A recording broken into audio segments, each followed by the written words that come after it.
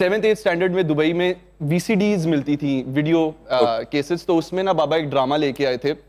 उस ड्रामे का नाम था रब्बा इश्क ना होवे। ते सर वो जड़ा एक सेगमेंट है ना ਤੁਹਾਡਾ विकी साहब दा ते तारिक टैडी साहब दा अल्लाह जन्नत नसीब करे कि बोला तेरी टल्ली कौन बजा रहे सी को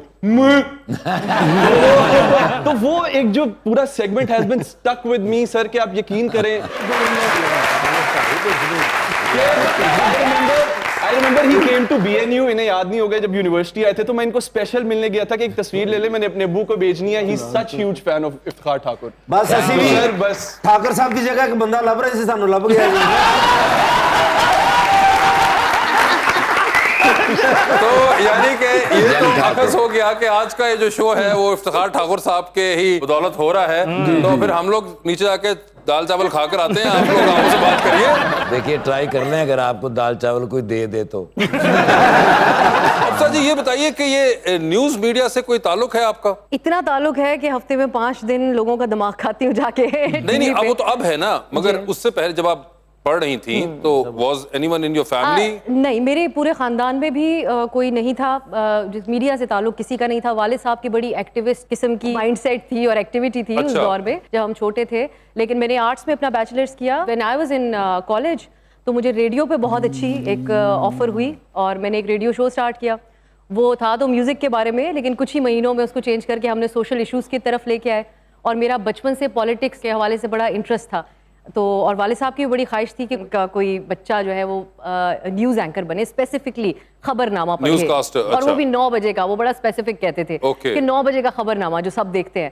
सो उनकी ख्वाहिश थी। रेडियो से टीवी की तरफ मुझे अपॉर्चुनिटी मिली, नए प्राइवेट चैनल्स आ रहे थे और बस फिर उसके बाद करते कराते अच्छे माशाल्लाह जो पाकिस्तान के टॉप चैनल्स हैं उनमें उनकी ख्वाहिश के मुताबिक प्राइम टाइम खबरनामा पढ़ा, अपना प्रोग्राम होस्ट किया और अब मैं एक current affairs talk show prime time में होस्ट करती हूं। अब सब जैसे आप न्यूज़ पढ़ती हैं तो वो सामने चल रहा भी होता है कि आप लिखा होता है जो पढ़ रही होती हैं, लिखा होता है कि नहीं लिखा होता? जब मैं खबरें पढ़ती थी तो प्रॉम्प्टर पे लिखा मसला बड़ी बड़ा इंजन होता है कि बंदा पढ़ रहा होता कि ये देखिए कि साथ के बाद में 2 बैग ने आपस में लग गई हैं तो बत्ती चल जाती नाज़िन में, फिर बत्ती चल गई बात चुता अंदाज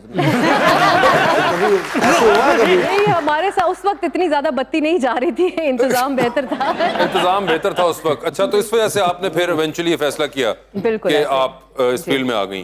और इससे आपको कभी हुआ नहीं कोई एक्टिंग वगैरह की तरफ जाने का शौक हुआ? नहीं, एक्टिंग मैं कर शायद ना पाती, तो इसलिए जो समझदार लोग हैं उन्होंने कभी ऑफर भी नहीं की इसकी, क्योंकि एक्टिंग में आई डोंट थिंक कि anything that has to do with, और ये इतना बड़ा आर्ट है, इतना बड़ा कमाल है कि हम जैसे लोग, मेरा नहीं ख्याल कि जिस रैंडमली कोई भी एक्टिंग कर सकता है। आप जैसे लोग एक्टिंग में आ जाएंगे तो हम भी कर सकते हैं। इतने प्यारे लोग अगर एक्टिंग में आ जाएं, अरे जैसे मेरे भाई अहमद भाई हैं, ये भी आए हैं, इसी तरह के लोग हमें चाहिए। इस तरह ਦੇ ਵੇਖ ਵੇਖ ਕੇ ਅਸੀਂ ਥੱਕੇ ਪਏ ਆਂ। ਬਸ ਹੁਣ ਇਹ ਪੈਂਟ ਕੋਟ ਬੰਦਾ ਸੀ ਇਹਨਾਂ ਦੇ ਜਿਹੜਾ ਪਾਇਆ ਨੇ ऑफर हुई नहीं, लेकिन अभी अगर ऑफर होगी तो आप करेंगे एक्टिंग? मेरे ख्याल से अब ऑफर नहीं होगी, क्योंकि एक स्पेसिफिक एज ग्रुप होता है जब लोग स्टार्ट करते हैं, एज ग्रुप में रहते हुए स्टार्ट करते हैं। लेकिन मेरा मैं अल्हम्दुलिल्लाह बहुत अच्छा अपना काम कर रही हूँ जो कर रही हूँ।